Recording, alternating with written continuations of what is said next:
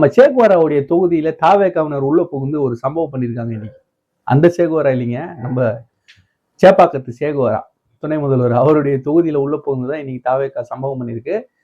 முக்கியமா சென்னை மண்டலத்தை சேர்ந்த செயல் வீரர்கள் கூட்டம் தேர்தல் பரப்புரை குழு அமைச்சாங்க இல்லையா, அந்த குழு இன்னைக்கு அந்த நிர்வாகிகளை சந்திச்சு பேசி அவர்களுக்கு ஒரு உற்சாகத்தை கொடுக்கும் விதமாக ஒரு முதல் கூட்டத்தை வந்து அங்க நடத்தியிருக்காங்க. மேலும் இது வந்து ஒவ்வொரு மண்டலங்களா போக போறாங்க அப்படின்றதுதான் அடுத்த டாக். ஸோ விஜய் அவர்களை பார்க்க கூட்டம் வரும், விஜய் அவர்கள் பேசினாதான் மக்களுக்கு வந்து அதெல்லாம் போய் சேரும் அப்படின்றது இல்லாம விஜய் இல்லாத ஒரு கூட்டங்கள்லையும், அதாவது இவர்கள் சொல்றாங்கல்ல நடிகரை பார்க்க வந்த கூட்டம் அதனாலதான் இவ்வளவு கூட்டம் வருதுன்னு சொன்னாங்க இல்லையா, அவர் இல்லாமலே பல கூட்டங்கள் நடந்துகிட்டு இருக்கு, தெருமுனை கூட்டங்கள் நடந்துகிட்டு இருக்கு. ஒரு உதாரணம் சொல்லணும்னா எஸ்ஐஆர் தமிழ்நாடு முழுக்க, தமிழ்நாடு பாண்டிச்சேரி உட்பட ஒட்டு மொத்தமாக 40 மாவட்டங்கள்லையும் எல்லா மாவட்டங்கள்லையும் ஒரே நாள்ல ஒரே நேரத்துல எஸ்ஏஆர் அந்த ஒரு முறையை எதிர்த்து ஒரு ஆர்ப்பாட்டம் நடந்தது. எந்த இடத்துலையும் விஜய் அவர்கள் வரல, எந்த இடத்துலையும் அவர் முன்னின்று இந்த நிகழ்ச்சிகள் நடத்தினேன். அந்தந்த மாவட்ட செயலாளர்கள் தலைமையில, மாநில நிர்வாகிகள் தலைமையில எல்லா மாவட்டங்களையும் அந்த ஒரு கூட்டம் நடந்தது. ஒவ்வொரு கூட்டமும் ஆயிரக்கணக்கான தொண்டர்கள், தோழர்கள், பொதுமக்கள்னு கலந்துக்கிட்டு அந்த ஆர்ப்பாட்டத்துக்கு வந்து ஆதரவு கொடுத்தாங்க. அது மாதிரியே இப்பவும் பாருங்க, எல்லா இடங்கள்லையும் எந்த ஒரு தெருமுனை கூட்டத்திலையும் தலைவர் இல்லை, எந்த தெருமுனை கூட்டங்களையும் பொதுச் செயலாளர்கள் இல்லை. ஆனாலும் அந்த இடத்துல மக்கள் ஆதரவு, மக்களுடைய பேராதரவை இவர்களுடைய மேடைகளுக்கு, இவர்களுடைய பேச்சுகளுக்கு மக்கள் கொடுக்குறாங்க. ஸோ அப்போ முக்கியமா நம்ம பார்க்க வேண்டியது என்ன அப்படின்னா, நடிகரை தேடி போகல, ஒரு மாற்றத்தை தேடி இந்த மக்கள் போறாங்க அப்படின்றதுதான் யதார்த்தமான உண்மை. இந்த சர்வேஸ் எல்லாம் வந்து பல சர்வேஸ் இதை சொல்லுது. அதை ஏத்துக்க முடியாத ஒரு மனநிலையில இன்னைக்கு ஆட்சியாளர்களும் எதிர்கட்சியினரும் மத்தியில் ஆளக்கூடிய பாஜகவும் இருக்கு அப்படின்றதுதான் உண்மை. ஏங்க தலைவர் பேசவே மாட்டேங்கிறாருங்க. தலைவர் இத்தனை தலைவர்களை உருவாக்கி பேச வச்சிருக்காருங்க. இன்னைக்கு மேடை ஏறி பேசினவர்கள் எல்லாம் மேடை பேச்சாளர்கள் கிடையாது, களத்துல செயல்படக்கூடிய செயல் வீரர்கள். முதல் மேடை ஏறி நிக்கிறோம், என்ன பேச போறோம், அந்த பயம், அந்த பதட்டம் அதெல்லாம் இருக்கும் இல்லையா, அதெல்லாம் தாண்டி இன்னைக்கு பேசுறாங்க, அவங்களுடைய மொழியில பேசுறாங்க. அதுதான் முக்கியம்.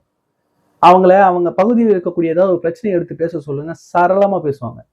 நீங்க அடுக்கு மொழியில அரசியல் பேச சொன்னீங்கன்னா அவங்க வராது. உங்கள் பகுதியில் இருக்கக்கூடிய பிரச்சனைகள் என்ன, அதுக்கு தீர்வு என்ன, அதுக்கு நீங்க என்னென்ன பண்ணிருக்கீங்கன்னு கேளுங்க, புட்டு புட்டு புட்டு வைப்பாங்க. அவர்களுக்கு தெரிந்தது எல்லாம் களம் களம் சேவை சேவைனே 20-25 வருஷமா ஓடிக்கிட்டு இருந்த மக்கள் இன்னைக்கு மாவட்ட செயலாளராக மேடை ஏற்றின உடனே பேச ஆரம்பிக்கிறாங்க. அதை தொடர்ந்து தலைவர்கள் பேசுறாங்க. தலைவர்கள் பேசும்போது காட்டமான விமர்சனங்கள் நிறைய பேர் பேசினாங்க. நம்ம ஜேர்னலிஸ்ட் ஃபெலிக்ஸ் அவர்கள் பேசினாங்க, அப்புறம் சிடி நிர்மல்குமார் பேசினாரு, இப்தார் நம்ம இவர் பேசினாரு, ராவுத்தர் பேசினாரு, அப்புறம் நம்ம நண்பர் முஸ்தபா பேசினாரு. இதே மாதிரி நிறைய பேச்சாளர்களும் அங்கே பேசினாங்க. அதை தாண்டி மாநில நிர்வாகிகள் என்ன முதல்ல சொன்ன மாதிரி சிடி நிர்மல்குமார் பேசினாரு, அண்ட் தென் செங்கோட்டையன் பேசினாரு, ஆதவர்ஜன் அவர்கள் பேசினாரு, ஜேசிடி பிரபாகரன் அவர்கள் பேசினாரு. எல்லோரும் பேசுறத டோனை வச்சு பார்த்தீங்கன்னா ஒரே இலக்கு, ஒரே லட்சியம், 2026 அரியணையை பிடிக்கிறோம், ஆட்சியை அமைக்கிறோம், முதல்வர் நாற்காலியில விஜயண்ணாவை உட்கார வைக்கணும். இந்த ஒரே ஒரு இலக்குல தான் நம்ம பயணிக்க போறோம். திமுக தீய சக்தி, திமுக தீய சக்தி, திமுக தீய சக்தின்னு திரும்ப திரும்ப திரும்ப திரும்ப வர்ற எல்லோருமே ஒரே மாதிரி பேசுறாங்க. நம்மளுடைய இலக்கு, நம்முடைய எதிரியை தெளிவா குறி வச்சிருக்கோம், எந்த டைவர்ஷனும் வேண்டாம் அப்படின்றது ஆதவர்ஜனா திரும்ப திரும்ப சொல்றாரு. ஸோ இந்த இடத்துல ஆதவர்ஜனா பேசின பல விஷயங்கள் நம்ம வந்து கோட் பண்ணி எடுக்க வேண்டியிருக்கு. அவருடைய பேச்சுக்கள்ல இது வரைக்கும் நான் கேட்டதுல இன்னைக்கு வந்து கொஞ்சம் ஆக்ரோஷம் அதிகமா இருந்தது. ஒரு கோர்வை சூப்பரா வந்தது, வச்சு செஞ்சார். ஒருமையில பேசுனதை தாண்டி திருடனுங்க, அமைச்சர்கள் கிடையாது இவனுங்கெல்லாம் திருடனுங்க அப்படின்னு சொல்லி போட்டு உடைச்சு பொழந்துட்டார். இந்த மாதிரி தான் பிரச்சாரங்கள் இருக்க போகுதா தமிழ்நாடு முழுக்க? இந்த மாவட்ட செயலாளர்கள்லாம் இந்த டோன்ல தான் போறாங்களா அப்படின்றத யோசிச்சாலே திமுகவுக்கெல்லாம் வந்து கதி கலங்க போகும். உண்மையிலேயே இதெல்லாம் பார்த்துட்டே வந்து கதி கலங்க. இந்த மாதிரி ரோட்ல மீட்டிங்கை போட்டு அவங்க பேசினா என்ன நடக்கும்? மக்கள் கொந்தளிச்சிருவாங்க. கண்டிப்பா நம்ம பண்ண தப்புகள்லாம் வந்து இவங்க சொன்னா மக்கள் நம்பிடுவாங்க, நம்மளுக்கு வாக்களிக்க மாட்டாங்கன்ற ஒரு ஒரு ஒரு பயத்துல வந்து இன்னைக்கு திமுக, அதிமுக எல்லா கட்சிகளும் இருக்கு. ஏன்னா இவங்க குறிப்பிட்டு அடிக்கிறாங்க. முக்கியமா சொல்ல போனா இந்த கஞ்சா, போதை வஸ்துக்கள், இதனால மக்கள் படக்கூடிய இன்னல்கள், சீரழியக்கூடிய இளம் தலைமுறை, இதை தான் முன்னிறுத்தி ரொம்ப பெருசா பேசுறாங்க. நம்ம பேச வேண்டிய விஷயங்கள் 100 கணக்கில் 1000 கணக்கில் இருக்கு. இந்த ஆட்சியில் நடந்த கொடுமை மட்டும். முக்கியமா இந்த கிட்னி திருட்டு, சாரிங்க முறைகேடு, அமைச்சர் கோச்சுக்குவார், கிட்னி முறைகேடு, இந்த விஷயத்தை மட்டும் சரியா எடுத்து ஒரு ஒரு மேடையிலும் பேசணும் அப்படின்னா இந்த மக்களை வந்து இந்த திமுக எந்த அளவுக்கு வஞ்சிச்சது அப்படின்றது நல்லாவே தெரிஞ்சிடும்.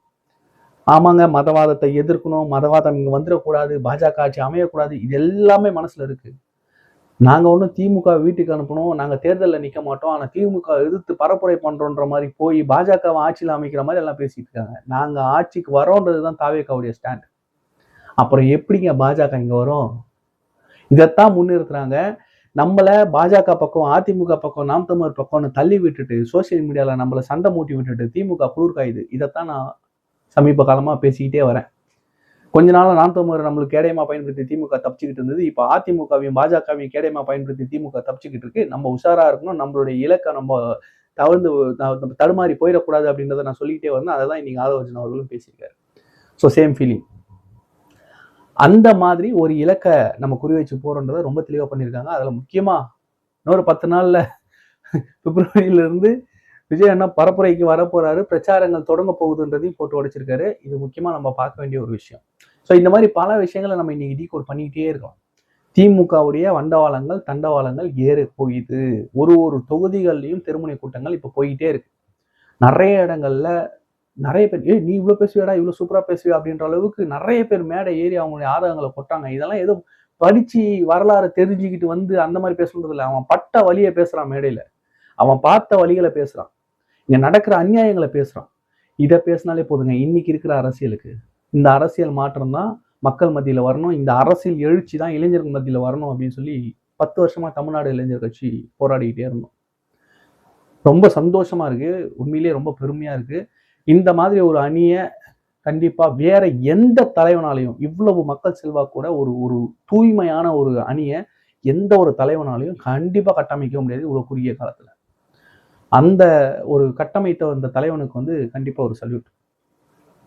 ஏன்னா இவ்வளவு இளைஞர்களும் அரசியல் வயப்படணும்னா என்னடா பண்றது அப்படின்னு நான்லாம் தலையை சொரிஞ்சு உட்கார்ந்த காலங்கள்லாம் இருக்கு. 2019 தேர்தல்கள்லாம், பாராளுமன்ற தேர்தல், 2021 சட்டமன்ற தேர்தல்லாம் ஏன் இவ்வளவு கரெக்டா இருக்கு? எங்க திரும்பினாலும் எல்லாருமே தப்பா இருக்குன்னு எல்லாருக்குமே தெரியும். இங்க எல்லாமே சிஸ்டம் பிரச்சனையா இருக்குன்னு எல்லாருக்குமே தெரியும்.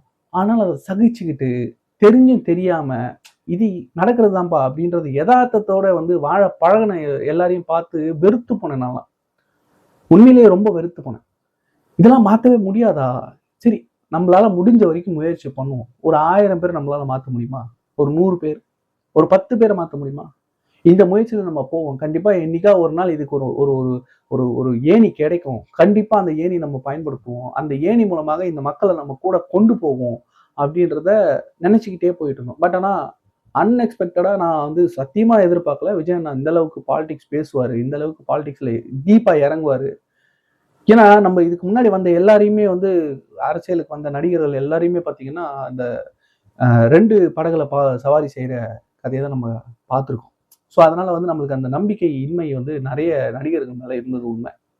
எம்ஜிஆர் அவர்கள் ஆரம்பிச்சு அப்படியே வந்தீங்கன்னா பாக்யராஜாக இருக்கட்டும், இல்லைன்னா கார்த்திகாக இருக்கட்டும், டிஆர் ராஜேந்திரனாக இருக்கட்டும், விஜயகாந்த் சாராக இருக்கட்டும், ரஜினி சாராக இருக்கட்டும், கமலஹாசன் அவர்களாக இருக்கட்டும், எல்லோருமே அவங்களுடைய துறையை விட்டுட்டு வரணும் அப்படின்ற ஒரு ஒரு நினைப்புக்கே போகல கடைசி வரைக்கும். ஆனா வரணும் அப்படின்ற எண்ணத்தோட மேடையில ஏறி நிற்கும் பொழுதே நான் எல்லாத்தையும் விட்டுட்டு வரேன், இதுதான் எனக்கு ஒரே வேலை அப்படின்னு சொன்ன அந்த தலைவனை தான் நான் அட்மையர் பண்ணேன். ஸோ அதனாலதான் இந்த ஒரு பயணம். கண்டிப்பா இன்னைக்கு சென்னையில நடந்த இந்த கூட்டம் கண்டிப்பா தமிழ்நாடு முழுக்க நடக்க போகுது. அதுல எந்த ஒரு மாற்று கருத்தும் இல்லை. முக்கியமாக பலரும் பல விஷயங்களை வந்து தேடி தேடி தேடி படிக்கிறாங்க. பல விஷயங்களை வந்து நிறைய பேர்கிட்ட பேசுறாங்க, தைரியமா பேசுறாங்க. தைரியமா ஆட்சியாளர்களை, அதிகாரிகளை, முக்கியமா இன்னைக்கு மீட்டிங்ல பாருங்க அமைச்சர்களை பேர் சொல்லி இந்த தவறு நீங்க செய்றீங்க, காவல்துறையை கண்டிக்கிற விஷயம் வரைக்கும் எவ்வளவு தைரியமா ஒருத்தர் மேடையில இந்த அளவுக்கு பேசுறாங்கன்னா அந்த தைரியத்தை கொடுத்தது அந்த தலைவன். அந்த தலைவனுக்கு ஹேட்ஸ் ஆஃப். அகைன் இந்த கூட்டம் இதோட நிக்க போறதில்ல, இதுதான் ஆரம்பம் அப்படின்னு சொல்லிட்டு இந்த காணொலியை பத்தின உங்களுடைய கருத்துக்களை கமெண்ட்ல சொல்லுங்க. நன்றி. நான் வேலூர் என்கேஆர்.